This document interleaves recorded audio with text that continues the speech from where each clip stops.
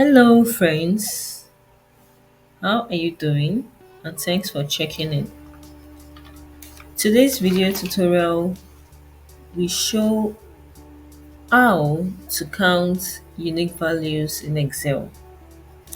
To start, open up your Excel worksheet you want to work on.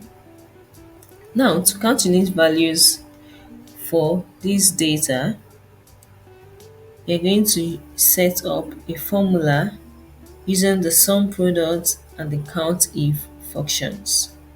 To do that, you click on the empty cell that you want the results to display. Then you input this formula, the equal to sum products. You open your bracket, 1 divided by the count if formula.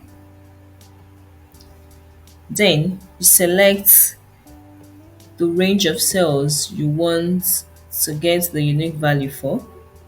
You add a comma, then you reselect the cells again. Then you close the bracket. Then you press the enter key on your keyboard. Now you can see that the result has been displayed and it didn't include the repeated or duplicated entries. It just counts out the unique values. So that is how you count unique values in Excel. Hope this video helps you out. Please like and subscribe for more video content like this. See you in the next video, guys. Bye.